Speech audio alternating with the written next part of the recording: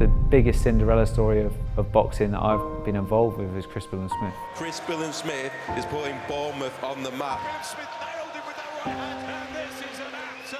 People thought he would have potentially boxed for a British title, not necessarily won one.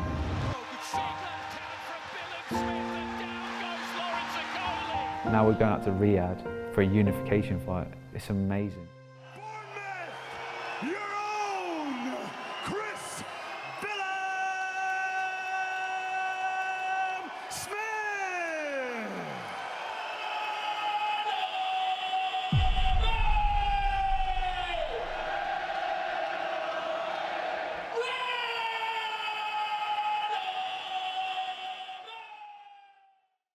Fight night's closing in fast.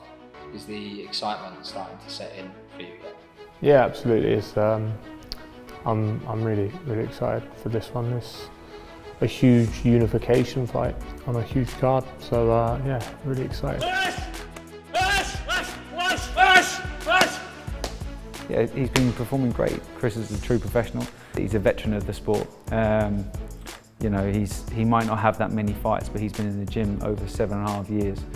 He's a world champion. He's done it the hard way. He's got British, Commonwealth, European, now world honours, and he gets a chance to fight for a unified world title. It's an amazing journey so far. But this story for me is about an underdog story. This is about hard work and dedication.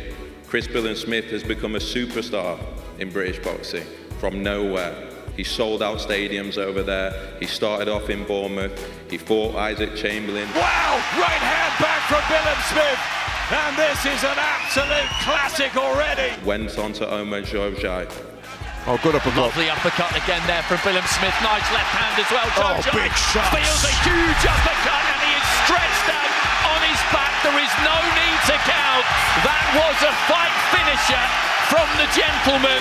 Are we coming back here in the summer? Are we going to the Vitality? And is there a world title fight in the offing? Absolutely, you know, I celebrated a bit too early, but that's what, you know, came to my mind straight away. Let's go to Dean Court and let's get a world title. And then beat Lawrence and Coley. At the time, a man in the Cruiserweight division that no one believed they could beat.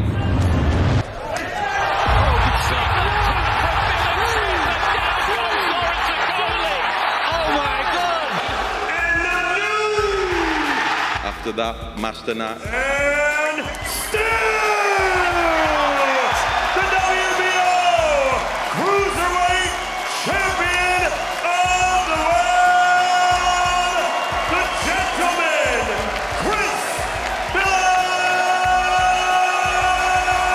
Billam-Smith. After that, Richard Riakporhe, the most feared puncher in the division.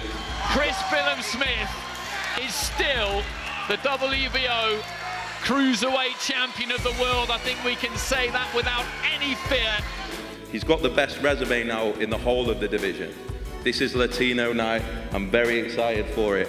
But believe me, you've made a mistake here, Oscar. This is Chris Billam-Smith's time to pick up another belt. It's going to be a fantastic night on November 16th. This is a fantastic fight. I love the idea of it being a war. There's some fights that you've got to be more technical and some you've got to grit out, and this one will be a bit of both because he's a really highly skilled fighter as well as attritional. I believe this is going to be a great fight for him.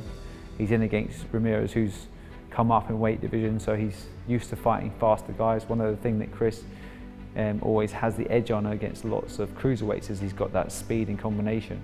Now, we're at a slight disadvantage because he normally has that edge on people, so we have to train extra hard, make sure that we're ticking every box and not get complacent, because Ramirez is very consistent through the rounds and he can steal rounds. So we've got really good sparring, and you know, we're not done yet in camp. We've still got a lot of good work to get done, but it's important that, you know, this next 2-3 weeks of camp goes perfect, and I believe he'll come away with a big victory.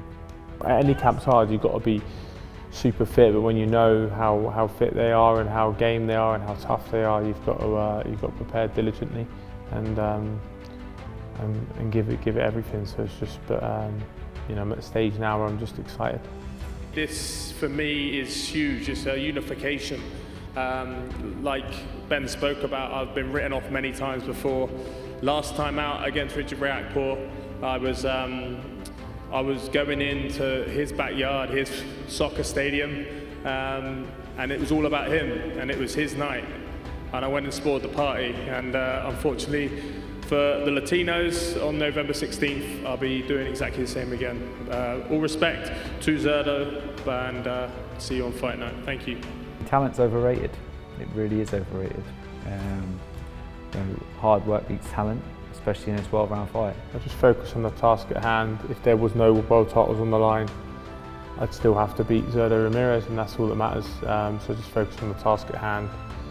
And for me, it's all about the performance, and the performance will take care of the result, and whatever comes with the result, whether that's, in this case, it's another world title and keeping my own. So for me, it's just all about performance. November 16, everyone will see a really exciting fight, Latino night, and I think that we're gonna put a great show, and I will become undisputed. I don't think he has any advantage of me, because obviously I'm the best cruiserweight. He thinks he's the best cruiserweight. I think we're gonna put a great show. Chris Billam-Smith is just a product of hard work, looking for percentages, looking for extra percentages day in, day out, getting small wins, and small wins stack up. He really is a product of just that, just being a student and being a sponge and trying to learn as much as possible, not being egotistical, because this is the most humbling game possible. There's nothing like a smack in the mouth to just bring that, just to take you back to reality. And I think, he's had a taste of famous success late on, but he's gone through that trials and tribulations to get here, and that's what makes him that honest, humble person, which is like his mantra as a gentleman, and I don't think he'll ever change him. But he's got talent, and he had untapped talent, but he's a real product of hard work. If you're a young professional turning pro, you feel like everything has to be perfect to get in there, but most of the time it's not. It really isn't. Most of the time you're 2 weeks out thinking, scratching your head thinking, how do we pull this one round? And then that's the beauty about being an experienced fighter like Chris, because he's seen it happen multiple times. So in other people and also in himself, with the Lawrence Okoli camp, he was food poisoning on the Monday, or neurovirus on the Monday. He was fighting on the Saturday, won a world title.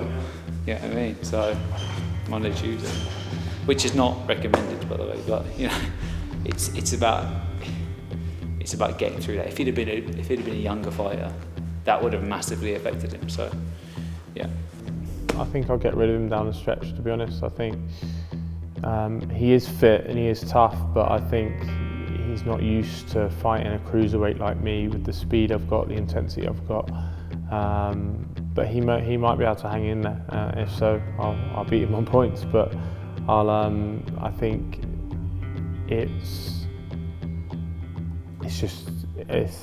the pace and everything, the intensity I fight with, and the volume of punches, but then the punch power as well. He wouldn't have experienced anything like it before. Do you have a final message for Zerdo Ramirez? No, stay healthy and prepare well.